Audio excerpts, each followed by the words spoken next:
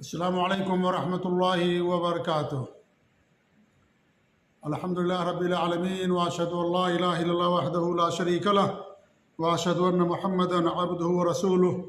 صلوات اللہ وسلامہ علیہ وعلی آلہ وعلی اصحابہ ومن اہتدی بہدیہ واستنى بسنتہ الی یوم الدین وبعد۔ معزز ناظرین و مشاہدین و مشاہدات، بہت پہلے قیامت کی نشانیوں کا سلسلہ شروع کیا گیا تھا اور اب تک اس کے تقریباً 46 دروس ہو چکے ہیں،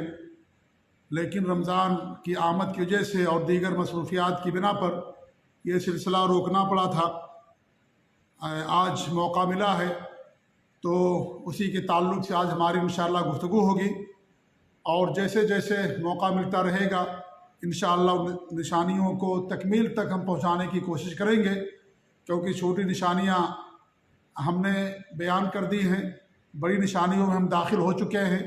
اور بڑی نشانیوں میں دوسری جو بڑی نشانی ہے عیسیٰ علیہ السلام ان کا نزول، اس پر ایک درس ہمارا ہو چکا ہے۔ آج ہم اسی کے تعلق سے دوسرا درس لے کر کے آپ لوگوں کی خدمت میں حاضر ہوئے ہیں، اور جیسے جیسے ہمیں موقع ملے گا انشاءاللہ باقی جو بڑی نشانیاں ہیں ان کو آپ کے سامنے اختصار کے ساتھ ہم پیش کرنے کی کوشش کریں گے۔ حضرت عیسیٰ علیہ السلام کے نزول کا وصف بھی صحیح حدیثوں کے اندر بیان کیا گیا ہے، اور ان کا نزول امام مہدی علیہ السلام کے دور خلافت میں ہوگا۔ دمشق کی عمومی جامع مسجد کے مشرق میں سفید مینارے پر صلاۃ فجر کے وقت ہوگا۔ نزول کے وقت ان کے سر سے پانی کے قطرے موتیوں کی طرح ڈھلکتے نظر آ رہے ہوں گے۔ ورس اور زعفران خوشبو میں ان کے کپڑے رنگے ہوں گے۔ وہ امام مہدی کی امامت میں صلاۃ ادا کریں گے اور 40 سال تک دنیا میں رہیں گے۔ اور اس کی دلیل اس سے پہلے بھی گزر چکی ہے۔ دجال کے تعلق سے جو حدیث نواس بن سمعان رضی اللہ تعالیٰ عنہ کی لمبی حدیث جو اس سے پہلے آپ کے سامنے ہم بیان کر چکے ہیں، اس میں حضرت مہدی علیہ السلام، حضرت عیسیٰ علیہ السلام کے نزول کا ذکر اور وصف بھی موجود ہے۔ اب آپ سمجھیے کہ کس قدر الحمدللہ تفصیل کے ساتھ ساری باتیں حدیثوں کے اندر بیان کر دی گئی ہیں، کوئی چیز نہیں چھوڑی گئی ہے۔ اور اسلام کی خوبیوں میں سے ایک عظیم خوبی ہے کہ تمام باتیں تفصیل کے ساتھ الحمدللہ بیان کر دی گئی ہیں۔ وہ تمام باتیں جن کی امت کو ضرورت ہے، دین اسلام پر کاربند رہنے کے لیے جن چیزوں کی ضرورت ہے، وہ تمام چیزیں تفصیل کے ساتھ احادیث مبارکہ میں صحیح حدیثوں کے اندر بیان کر دی گئی ہیں۔ آئیے اس تعلق سے جو محل شاہد ہے حدیث کا جو ٹکڑا ہے اس کو ہم آپ کے سامنے اس کا ترجمہ پیش کرتے ہیں۔ سیدنا نواس بن سمعان رضی اللہ تعالیٰ عنہ کی حدیث میں، جس میں اللہ کے رسول صلی اللہ علیہ وسلم نے فرمایا کہ وہ عیسیٰ علیہ السلام دمشق کی مشرقی جانب سفید مینارے کے پاس 2 زعفران سے رنگے ہوئے 2 کپڑوں میں ملبوس 2 فرشتوں کے پروں پر اپنی ہتھیلیاں رکھے ہوئے اتریں گے۔ جب اپنے سر کو جھکائیں گے تو سر سے قطرے گریں گے، اور اس کو اوپر اٹھائیں گے تو سر سے چاندی جیسے دانے دار موتی گریں گے، اور اس سے مراد آپ جو ہے گرنے والے پانی یا پسینے کی خوبصورتی کو بیان کرنا ہے۔ تو اس حدیث سے ثابت ہوا کہ حضرت عیسیٰ علیہ السلام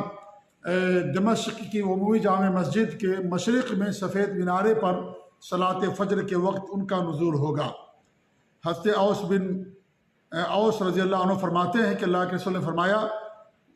عیسیٰ ابن مریم سفید مینارے کے پاس دمشق کی مشرقی جانب اتریں گے۔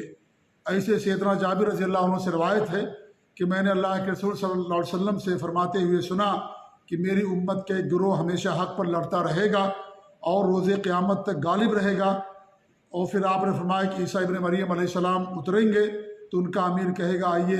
ہمیں نماز پڑھائیے۔ وہ کہیں گے نہیں، تم میں سے بعض پر امیر ہیں۔ اللہ تعالیٰ کی طرف سے اس امت کی تعظیم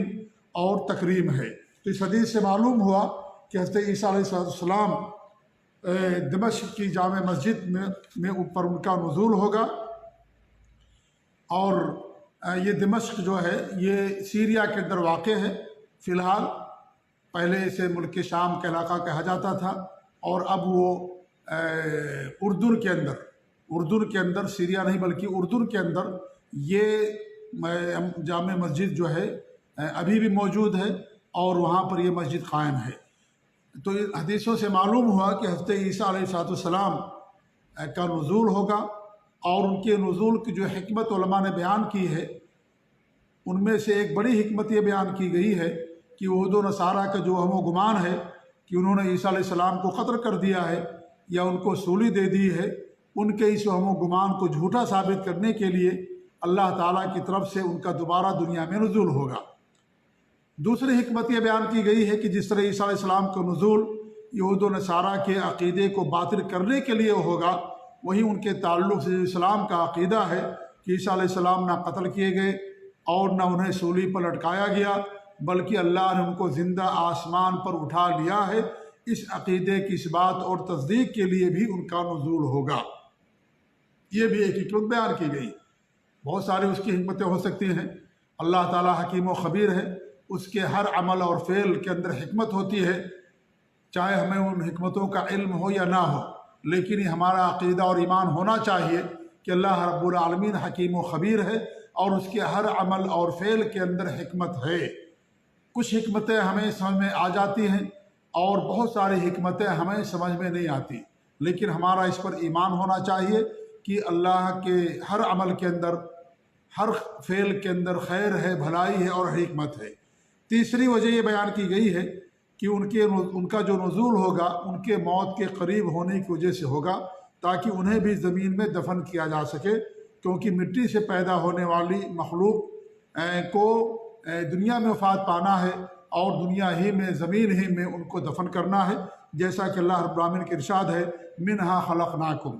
ہم نے تم کو اسی مٹی سے پیدا کیا، وفیہا نعیدکم، اور اسی مٹی کے اندر ہم تمہیں لوٹا دیں گے، ومنہا نخرجکم تارۃ اخری،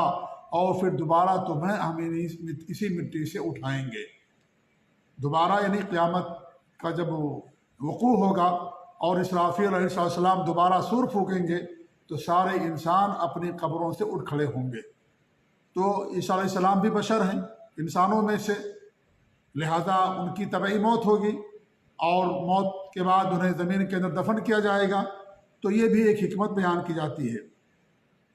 چوتھی حکمت علماء نے بیان کی ہے کہ نصارہ کی تکذیب کے لیے ان کا نزول ہوگا، اسی لیے وہ صلیب توڑیں گے،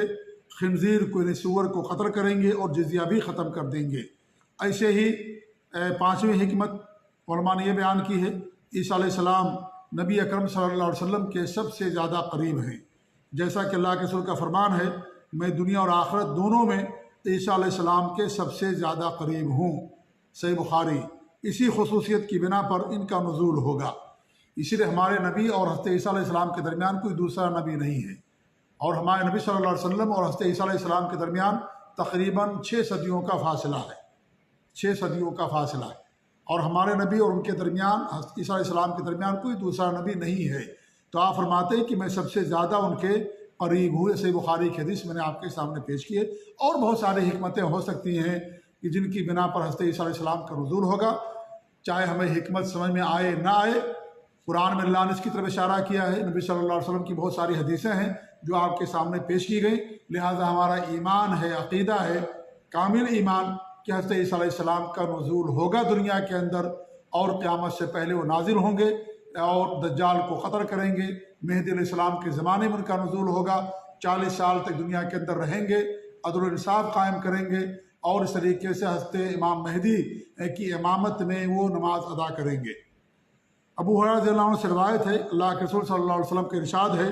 میرے اور عیسیٰ علیہ السلام کے درمیان کوئی نبی نہیں ہے، وہ آسمان سے اتریں گے، جب تم انہیں دیکھنا تو پہچان لینا، ان کا قد متوسط ہوگا، رنگ سرخ اور سفیدی کے درمیان ہوگا، وہ زرد رنگ کے 2 کپڑے زیب تن کیے ہوں گے، ان کے سر سے محسوس ہوگا کہ ابھی پانی ٹپکنے والا ہے، حالانکہ وہ تر نہ ہوں گے، لوگوں سے جہاد کریں گے، جزیہ ختم کر دیں گے، جزیہ ختم کر دیں گے، کیونکہ سارے لوگ مسلمان ہو جائیں گے۔ اللہ تعالیٰ ان کے دور میں اسلام کے علاوہ سارے ادیان مٹا دے گا۔ ابھی دنیا میں بہت سارے دین ہیں، لیکن ان کے دور میں صرف ایک دین رہے گا، دین اسلام، اور وہ سارے کے سارے دین اسلام پر مضبوطی کے ساتھ کاربند ہوں گے، اور سب کے سب ایمان اور عقیدے میں اسی پر ہوں گے جو صحابہ کا، تابعین کا، تبع تابعین کا، سلف صالحین کا عقیدہ تھا، یعنی کوئی شرک کرنے والا نہیں ہوگا، کوئی اور منہج پر عمل کرنے والا نہیں ہوگا، سب کے سب ایک دین، ایک عقیدہ اور ایک منہج پر ہوں گے۔ آج آپ دیکھیں دنیا کے اندر بہت سارے مسلمان ہیں، الگ الگ ناموں سے جانے جاتے ہیں، کوئی رافضی اور بریلوی، دیوبندی، یا اس طریقے سے خارجی، اور بہت سارے آپ دیکھیں گے عقیدہ اور منہج کے لوگ دنیا کے اندر پائے جاتے ہیں۔ اس زمانے میں، عیسیٰ علیہ السلام کے زمانے میں صرف ایک عقیدہ، ایک منہج ہوگا، سب صحابہ سلف صالحین کے دین اور عقیدے پر ہوں گے۔ اس لیے جو آج امتیازات ہیں، جو الگ الگ نام ہیں، وہ سب ختم ہو جائیں گے، اور یہ جو نام ہے وہ صرف پہچان کے لیے ہے۔ جیسے ہم کہتے ہیں کہ ہم سلفی ہیں، اہل حدیث ہیں، تو یہ پہچان اور امتیاز کے لیے۔ باقی اور جو لوگ ہیں باطل دین اور باطل عقیدے اور منہج پر، کفر اور شرک پر، سلف صالحین اور صحابہ کے عقیدے اور منہج پر نہیں ہے، ان سے امتیاز کے لیے ہے یہ۔ اس زمانے میں، عیسیٰ علیہ السلام کے زمانے میں، چونکہ سارے لوگوں کا عقیدہ اور منہج ایک ہوگا، لہذا اس کی ضرورت نہیں رہے گی۔ جیسے صحابہ کے زمانے میں اس کی ضرورت نہیں تھی، اس کی ضرورت نہیں صحابہ کے زمانے میں۔ مکہ میں آپ دیکھیے صرف صحابہ اور وہاں مہاجرین اور انصار کی کوئی تمیز نہیں تھی یا کوئی اصطلاح نہیں تھی۔ جب آپ صلی اللہ علیہ وسلم مکہ چھوڑ کر کے مدینہ پہنچے تو یہاں پر انصار اور مہاجرین کی اصطلاح آئی۔ یہ جو اصطلاح ہے یہ پہچان کے لیے۔ آج کچھ لوگ کہتے ہیں کہ بھی اللہ نے ہم کو مسلمان بنایا، ہم مسلمان ہیں، کیوں ہم آپ کو دیوبندی کہیں، کیوں اہل حدیث کہیں، کیوں بریلوی کہیں، کیوں فلاں کہیں۔ میرے بھائی، ان کی یہ سوچ باطل ہے۔ یہ جو اہل حدیث ہم کہتے ہیں یہ پہچان کے لیے ہے، کیونکہ اسلام کی عمارت میں تو سب داخل ہے، دیوبندی بھی اور بریلوی بھی، اور سارے لوگ کہتے ہیں، حتیٰ کہ رافضی بھی کہتا ہے، حتیٰ کہ خارجی بھی کہتا ہے، حتیٰ کہ جو بہرا ہیں اور جو اسماعیلیہ اور آغا خانی ہیں، جو باطنی فرقے سے ہیں، وہ سارے کے سارے لوگ اپنے آپ کو مسلمان کہتے ہیں۔ تو تمیز کیسے ہوگی کہ آپ حق پر ہیں اور فلاں حق پر نہیں ہے؟ اس کی تمیز کے لیے ہم کہتے ہیں ہم سلفی اور اہل حدیث، اور یہ کوئی اس کے لیے نہیں ہے یہ، بلکہ یہ اللہ کے رسول کے زمانے سے جو منہج اور جو عقیدہ چلا آ رہا اسی پر کاربند ہے، اس لیے اہل حدیث اور سلفی کہا جاتا ہے۔ یہ تمیز اور پہچان کے لیے ہے۔ حضرت عیسیٰ علیہ السلام کے زمانے میں چونکہ سارے اہل حدیث ہوں گے، سارے سلفی ہوں گے، سب عقیدہ اور ایمان اور منہج میں سلف صالحین کے عقیدہ اور منہج پر ہوں گے، لہذا اس کی ضرورت ہی نہیں رہے گی، اور جب ضرورت نہیں رہے گی تو اصلاح ختم ہو جائے گی۔ آج ضرورت ہے، اس لیے ہم کہتے ہیں جب ضرورت نہیں رہے گی تو اصلاح ختم ہو جائے گی۔ یہ ضرورت کی بنیاد پر ہے، یہ ضرورت کی بنیاد پر ہے، اور یہ جو اہل حدیث اور سلفی کہا جاتا ہے یہ اور دیگر جو مناہج کے لوگ ہیں اس طریقے پر نہیں ہے یہ، کیونکہ یہ تو سلسلہ وہی چلا آ رہا جو حضرت نبی اکرم صلی اللہ علیہ وسلم کے زمانے سے ہے۔ جی ہاں، لہذا یہ جو اصطلاح ہے یہ آج کی ضرورت ہے، اس لیے کہا جاتا ہے عیسیٰ علیہ السلام کے زمانے میں سب ختم ہو جائے گا۔ پھر فرماتے ہیں ہمارے نبی صلی اللہ علیہ وسلم وہ کان دجال کو بھی قتل کر دیں گے، وہ 40 سال تک دنیا میں رہیں گے، پھر ان کی وفات ہوگی اور مسلمان ان کی جنازے کی نماز پڑھیں گے۔ جابر عبداللہ کہتے ہیں کہ میں نے اللہ کے رسول کو فرماتے ہوئے سنا ہے، میری امت کے ایک گروہ ہمیشہ حق کے لیے لڑتا رہے گا، ہمیشہ اللہ کے رسول کے زمانے سے اور قیامت تک رہے گا۔ اور یہ گروہ کون سا ہے؟ یہی اہل حدیث اور سلفی گروہ ہے۔ وہ گروہ قیامت تک غائب رہے گا۔ کس لحاظ سے؟ حجت اور دلیل اور برہان کے لحاظ سے۔ ان کی عدد کم ہو سکتی ہے اور کم ہے، لیکن وہ دلائل کے لحاظ سے سب پر غالب ہے۔ جب عیسیٰ علیہ السلام نازل ہوں گے تو مسلمانوں کا امیر کہے گا تشریف لائیں اور ہمیں صلوات پڑھائیں، وہ جواب میں فرمائیں گے نہیں، تم لوگ خود ہی آپس میں ایک دوسرے کے امام ہو، یہ اس امت کے لیے اللہ کی طرف سے عطا کردہ اعجاز ہے۔ یہ صحیح مسلم کی حدیث ہے۔ وہ اپنے دور خلافت میں، اور یہ حدیث اس سے پہلے بھی میں بیان کر چکا ہوں، وہ اپنے دور خلافت میں شریعت محمدیہ کے مطابق فیصلے کریں گے،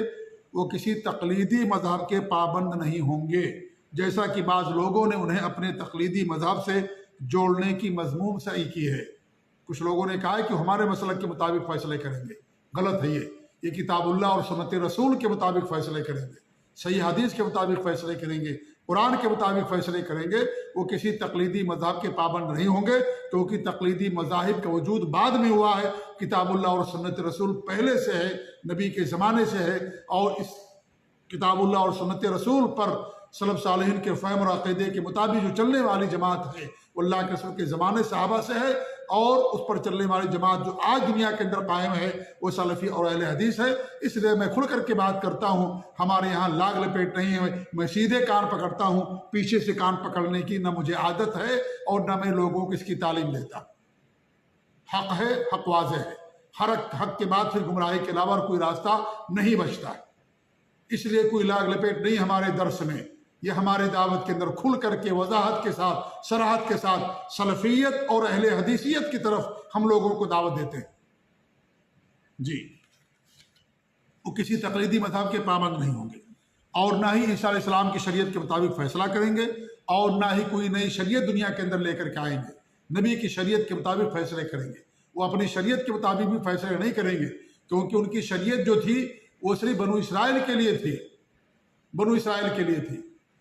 اور ان کی شریعت ختم ہو گئی۔ ہمارے نبی کی شریعت نے ان کی شریعت کو ختم کر دیا۔ جب ان کے پاس آسمانی شریعت تھی، اس شریعت کے مطابق فیصلے نہیں کریں گے تو آج اگر کوئی گروہ اور کوئی مسلک یہ سمجھتا ہے کہ ہمارے مسلک کے مطابق فیصلہ کریں گے تو آپ سوچئے کہ اس کی بات کتنی دور کی بات ہوگی جب وہ اپنی شریعت کے مطابق جو آسمان سے نازل ہوئی تھی اس کے مطابق فیصلے نہیں کریں گے، نبی کی شریعت کے پابند ہوں گے تو ہم یہ کہیں کہ ہمارے تقلیدی مذہب اور مسلک کے مطابق فیصلہ کریں گے، یہ انتہائی گھناؤنی حرکت ہے اور یہ غلط بات کہی گئی ہے۔ ان کے دور میں مال کی خوب فراوانی ہوگی، بارشیں خوب ہوں گی، زمین خوب پھول پودے اگائے گی، دلوں کی بیماریاں ختم ہو جائیں گی، آئینے کی طرح صاف و شفاف ہو جائیں گے، حسد اور بغض کا خاتمہ ہو جائے گا۔ ابو ہریرہ رضی اللہ عنہ سے روایت ہے، نبی کریم صلی اللہ علیہ وسلم کے ارشاد ہے کہ اللہ کی قسم عیسیٰ ابن مریم اتریں گے، حکومت کریں گے، دنیا میں عدل و انصاف قائم کریں گے، صلیب کو توڑ دیں گے، خنزیر کو قتل کریں گے، جزیہ نہیں لیں گے اور جوان اونٹنی چھوڑ دی جائے گی، اس سے محنت کا کام نہیں لیا جائے گا، لوگوں کے دلوں سے کینہ بغض اور حسد ختم ہو جائے گا، وہ لوگوں کو مال لینے کے لیے بلائیں گے لیکن لینے والا کوئی نہیں ہوگا۔ صحیح مسلم کی حدیث ہے، بغض اور حسد سب ختم ہو جائے گا اور سارے باطل راستے اور منہج بھی ختم ہو جائیں گے، جیسا کہ اس سے پہلے میں نے آپ کے سامنے بیان کیا۔ سب کا دل ایک جیسا ہوگا، کوئی حسد اور کینہ اور بغض نہیں ہوگا۔ جو آج ہے دلوں کے اندر دوریاں، حسد اور بغض اور کینہ اور کپٹ، وہ تمام چیزیں ختم ہو جائیں گی۔ اور آج جو بہت سارے اسلام کے نام پر لوگ اپنی دکان کھولے ہوئے ہیں اور دکان بنا کر کے رکھے ہوئے ہیں اور اپنے آپ کو سب کہتے ہم ہی حق پر ہیں اور اسلام کے دعوے دار ہیں، وہ سارے امتیازات ختم ہو جائیں گے، وہ ساری چیزیں ختم ہو جائیں گی، ایک عقیدہ ایک منہج سب کا رہے گا اور وہ سب کا سب وہی سلف صالحین اور صحابہ کے عقیدے اور منہج پر سارے لوگ ہوں گے۔ اور یہ اس وقت جو سارے فرقے ہیں وہ سارے فرقے وہ سارے مسالک ختم ہو جائیں گے۔ وہ حج کرنے بھی جائیں گے۔ صحیح مسلم میں ابو ہریرہ رضی اللہ عنہ سے روایت ہے، اللہ کے رسول صلی اللہ علیہ وسلم کے ارشاد ہے، اس ذات کی قسم جس کے ہاتھ میں میری جان ہے، عیسیٰ علیہ السلام روحا کی گھاٹی سے حج یا عمرہ یا دونوں یعنی حج قران کا احرام باندھیں گے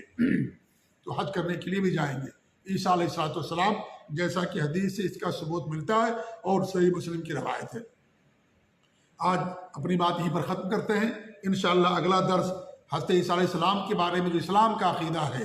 ہم مسلمانوں کا جو عقیدہ ہے، اس کے تعلق سے اختصار کے ساتھ نکات کی شکل میں آپ کے سامنے پیش کروں گا تاکہ لوگوں کو معلوم ہو جائے کہ حضرت عیسیٰ علیہ السلام کے بارے میں اسلام کی کیا تعلیمات ہیں، حدیث کی تعلیمات کیا ہیں، وہ نکات کی شکل میں نمبر 1، نمبر 2، نمبر 3 اس طریقے سے ہمارے سامنے آ جائیں تاکہ وہ ساری باتیں ہمارے ذہن میں ازبر رہیں، اور اگر کوئی شخص حضرت عیسیٰ علیہ السلام کے بارے میں کوئی بری بات پیش کرے، برا منہج یا برا عقیدہ پیش کرے، بری بات پیش کرے،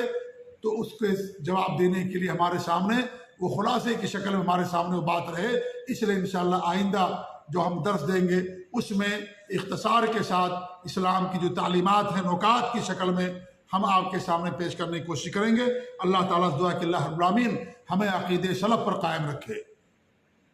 ہمیں عقیدے سلف اور ان کے منہج پر قائم و دائم رکھے، ہر طرح کی بدعات و خرافات سے، شرک سے اور نافرمانیوں سے اللہ تعالیٰ ہم سب کو محفوظ رکھے، آمین۔ وجزاکم اللہ خیر، وصلی اللہ علی نبینا محمد وعلی آلہ وصحبہ اجمعین، وجزاکم اللہ خیر، والسلام علیکم ورحمۃ اللہ وبرکاتہ۔